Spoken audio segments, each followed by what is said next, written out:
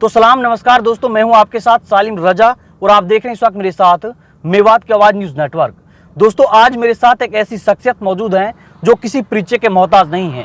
युवा दिलों की धड़कन अमन अहमद मेरे साथ हैं, जो लगातार समाज सेवा के कामों में तत्परता दिखाते हैं और बढ़ चढ़ कर हिस्सा लेने की कोशिश करते हैं। और बड़ी बात यह है कि उन्होंने हाल ही में जजपा छोड़ इनेलो पार्टी का दामन थामा है। क्या कारण रहा कि वो इनेलो पार्टी का दामन थामा, तमाम बातचीत करेंगे और विधानसभा को लेकर चुनावी चर्चा करेंगे। अमन अहमद मेरे साथ हैं जो लगातार समाज सेवा के कामों में बढ़ चढ़ कर हिस्सा लेते हैं। सबसे पहले भाई साहब आपका बहुत बहुत स्वागत हमारे चैनल। आपका भी बहुत बहुत शुक्रिया अदा करता हूँ कि आपने यहाँ तक पहुँचे और मेरी आवाज़ को जनता तक पहुँचाने का जो आप काम करेंगे, मैं आपका बहुत बहुत धन्यवाद करता हूँ। भाई साहब सबसे पहले आपसे सवाल ये है कि आप पहले जजपा पार्टी के प्रत्याशी रह चुके हैं। लगातार जजपा पार्टी में आपने लंबे वक्त तक काम किया। ऐसा क्या कारण रहा आप इनेलो पार्टी का दामन थाम चुके हैं, क्या कारण रहा? ये है कि मैं जजपा का मैं प्रत्याशी रहा हूँ। मैंने पहले चुनाव लड़ा है फिरोजपुर जिरका से और मैं प्रदेश प्रधान महासचिव था पार्टी का। बात यह है कि हमारे जो इलाके में जो 31 तारीख को जो दंगा हुआ है जी, उस दंगे पे जो मामला था उसमें सरकार, हमारे डिप्टी सीएम मौन रहे थे जी। उसने हमारी जनता की आवाज़ को नहीं समझा। उसने हमने उसको जैसे अवगत कराया कि जो दंगा जो हुआ है, दंगे की जांच कराई जाए, चाहे सीबीआई जांच कराए, चाहे अपनी और भी उससे एजेंसी से जांच कराओ इसकी, ताकि ये पता लगे दंगा हुआ क्या है, दंगा करने वाले कौन हैं। तो उन्होंने तो इस पे बिल्कुल मौन रहे।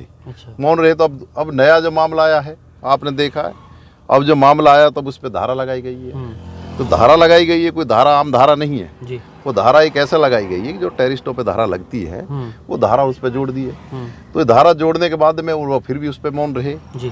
तो हमारे जो कितने नौजवान बच्चे हैं जी, जो जेल के अंदर बैठे हैं, आप पता जेल से कुछ जमानत करा के बाहर बेल पे आए हैं, कुछ वे अभी ऐसे हैं जो पेश नहीं हुए हैं, तो उन बच्चों की तो लाइफ खराब है।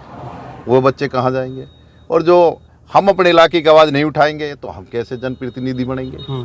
हम एक बात बताओ, हम क्या सेवा कर पाएंगे जी? हम क्या लोगों को विश्वास जीत पाएंगे? आज हम रूलिंग पार्टी के साथ बैठकर और वहाँ इसी तरह हम मौन रहे जैसे हमारे डिप्टी सीएम दुष्यंत चौटाला जी रहे, तो हम फिर क्या फ़ायदा इसी राजनीति का? ऐसी राजनीति करने का कोई फ़ायदा नहीं है। और कोई साथी करता हो तो मैं कहता हूँ उस इलाके के साथ धोखाधड़ी है। अमन अहमद जी, बहुत सारी पार्टियां हैं, लेकिन इनेलो पार्टी में आपने क्या देखा जो उसको ज्वाइन किया? बहुत अच्छा आपने सवाल किया है जी। मैं आपका बहुत बहुत आपका मैं आभारी हूँ।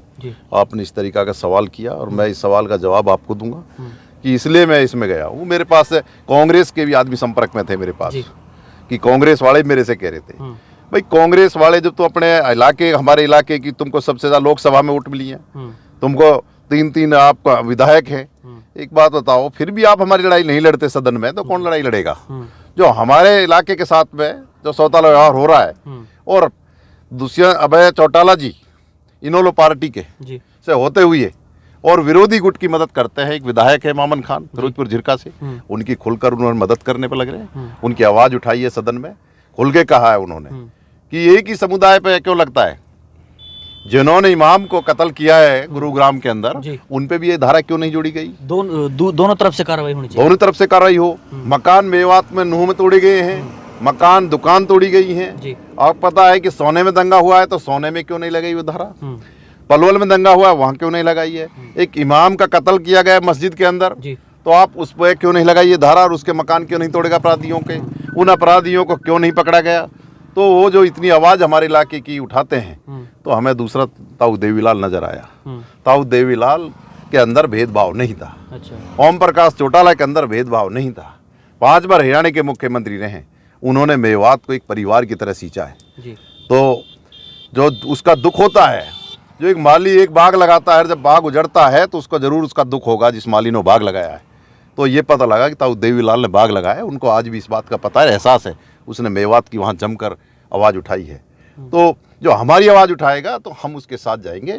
किसी का निजी स्वार्थ हो सकता है, पर अपना निजी स्वार्थ नहीं है। बीजेपी वालों ने तो मेरे से भी कहा है जी कि आप हमारे साथ आ जाओ। भाई हमारे इलाके के साथ तुम सौतल व्यवहार कर रहे हो, मैं क्या करूँगा बीजेपी में जाके? नहीं, मैं जन सेवा के लिए समर्पित हूँ, जनता के लिए। मुझे कोई बिजनेस करने के लिए, मुझे कोई और आपके साथ में कोई पार्टी में पद लेने के लिए शौक नहीं है। मैं तो MLA बनूं या MP ना बनूं, मुझे इस बात से कोई मतलब नहीं है। मैं तो फिरोजपुर जिरका की जनता के लिए, मेवात की 36 बिरादरी के लिए, सब लोगों के लिए समर्पित हूँ। मेरे नहीं कि एक समुदाय के लिए ही, सब के लिए ही। मैं जितने भी काम करे समाज सेवा के लिए, मैंने दर्जन भर गाँवों के लिए अपने निजी पैसा से मैंने नाला खुदवा के पानी पहुँचाया खेतों तक, और जबकि वहाँ पर फसल नहीं होती थी। आज एक एकड़ में 50-50, 60-60 मन गेहूँ होते हैं। अमन अहमद जी, बीते 24 फरवरी को इनेलो पार्टी की एक विशाल रैली थी मेवात के अंदर। किस तरीके से रैली देखने को मिली?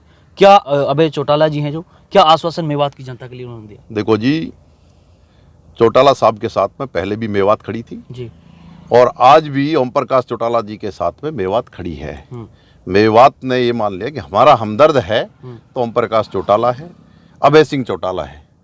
तो ये सारी लोग ये समझ चुके हैं कि जो हमारे साथ खड़ा है हम उसके साथ खड़े हैं, जो हमारे साथ नहीं है हम उसके साथ नहीं है। तो मेवात की जनता का अपना फैसला है, कोई अमन अहमद के कहने से नहीं है।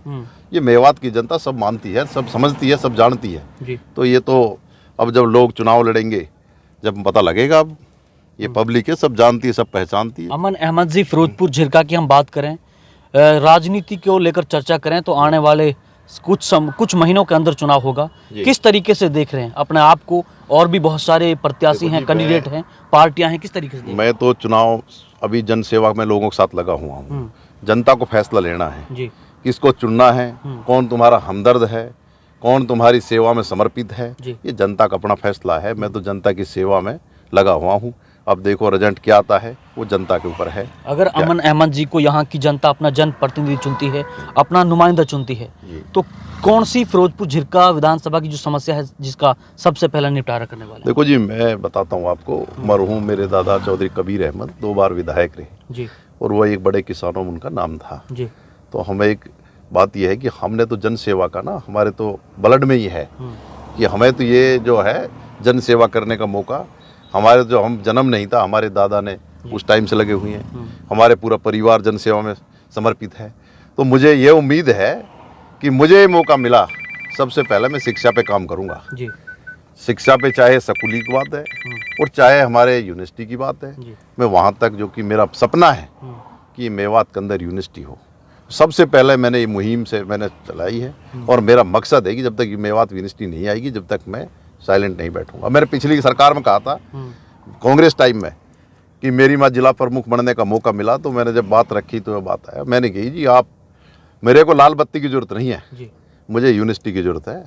मैं आज ये रिजाइन दे दूंगा, किसी को पद दो, पर मुझे यूनिवर्सिटी दे दो आप। मैंने खुले मन से कहा था और मैंने मीडिया के माध्यम से, आप लोगों के माध्यम से बात आगे तक पहुंचाई थी जी, कि माइनॉरिटी के नाम से दे दो। हम जमीन जो है कि पंचायत से हम जमीन आपको जमीन देंगे, आपको हर जिले के अंदर यूनिवर्सिटी, तो हमें भी यूनिवर्सिटी दो आप। तो सरकारें भी ये नहीं चाहती कि सरकार भी कि मेवात पढ़े और मेवात आगे बढ़े। ये मैं तो ये समझाऊं कि मुझे ये उम्मीद आज INL से उम्मीद है, इंडियन नेशनल पार्टी जो हमारी है, यही पार्टी मुझे लग रहा है कि यही पार्टी करेगी, इंडियन नेशनल लोकदल जी, यह पार्टी ही इस काम को करेगी, यूनिवर्सिटी भी देगी। हर घर में मैं कहता हूँ तरक्की और खुशहाली के दिन आने वाले हैं। आप देख रहे हो, ताऊ देवीलाल ने पेंशन चलाई है, आज हर घर में, आज हर महीने दिवाली मनती है, हर महीने ईद और दिवाली सी नजर आती है। जब बुजुर्ग खुश है तो सारा घर खुश है। बिल्कुल। अमन अहमद जी, आज करीब 19 साल मेवात को डिस्ट्रिक्ट बने हो चुके हैं, लेकिन हरियाणा के हम बाकी जिलों की बात करें तो उनकी तरह मेवात जिले के अंदर इंडस्ट्री नहीं है। यहाँ के जो नौजवान हैं बेरोजगार हैं जी। इसका जो रीजन मानते हैं, किसको मानते हैं?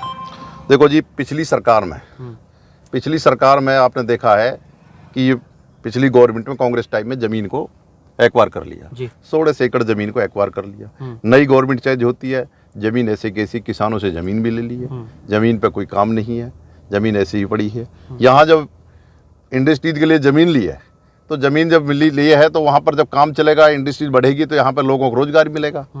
तो अभी सरकार की कोई मनसा नहीं है मेवात के प्रति कि कोई काम हो और मेवात में कोई तरक्की हो, मेवात के नौजवान भटके नहीं, ठीक है। इसलिए अभी सरकार मौन है इस पे। आप सब देख रहे हो, हॉस्पिटलों का क्या हाल है, स्कूलों का क्या हाल हो रहा है, रोड का क्या हाल हो रहा है। तो ये सारी चीज़ है। और डबल इंजन सरकार थी JJP और BJP की, इस पर कभी वो गंभीर नहीं हुए। मैं तो साफ कहने वाला आदमी हूँ। दुष्यंत जी से बार बार मैंने रोड के लिए करता रहा। अभी मिल के आया हूँ, 15 दिन पहले मिल के आया हूँ, और मैंने उनसे ये बात कही है जी कि हमारी ये रोड है, और आप बोल के आए हो मेवात में कि दोबारा जब आऊँगा कि मैं मेवात की सड़क बना दूंगा, सड़क बनेगी, उसके पास है पीडब्ल्यूडी डिपार्टमेंट, उन्हीं के पास है जी। तो ये रोड नहीं बना। तो ये सारी जो समस्या है ना, सरकारों की मनसा साफ नहीं रही मेवात के प्रति। मैं तो ये कहता हूँ कि हमें मौका मिला, सरकार हमारी बात नहीं मानेगी तो हम तो एक बात कहते हैं कि हमें एमएलए रहने का कोई हक नहीं है। बिल्कुल राइट। मैं तो सिद्धांतवादी आदमी हूँ, मैं कोई इनसे समझौता नहीं करता कि पदों समझौता कर लिया। लास्ट में एक और सवाल आपसे है, मेवात के अंदर लगभग 65% ड्राइवर हैं जो ड्राइविंग से अपने परिवार का पेट पालते हैं। जी। लेकिन हाल ही में गवर्नमेंट ने एक कानून निकाला है, हिट एंड रन कानून, जो कानून है जिसको काले कानून के नाम से जाना जा रहा है आज मेवात के अंदर नहीं पूरे देश के अंदर। इस कानून को किस तरीके से? देखो जी, ये कोई कानून नहीं है जी। इनका कोई भी कानून अभी तक बना उससे कोई भी जनता ने, किसी भी जनता ने स्वीकार नहीं किया। आपने किसानों की बात आई जी, आपने देखा है, रोड की ये बात आई है, आपने देखा जवानों की बात आई है, जी। आपने कोई भी कहीं भी इनका कोई कानून आया हो, एक भी कानून ऐसा हो जो जनता ने स्वीकार किया हो, ये जनता पे थोपते हैं और जबरदस्ती उसको मनवाना चाहते हैं। ये कानून कहाँ है? ये तो एक कानून कहाँ है? ये देखो, आप कह रहे हो अभी ये ड्राइविंग कर रहा है, गाड़ी चला रहा है जी। तो गाड़ी चला रहा है, ये भी तो ड्राइवर है। बिल्कुल। आप बाइक चलाओगे, मैं बाइक चलाऊंगा, मैं भी ड्राइवर हूँ। ट्रैक्टर चलाए किसान, वो भी ड्राइवर है। आप ट्रक चलाने वाला ही थोड़ी इसमें सब है।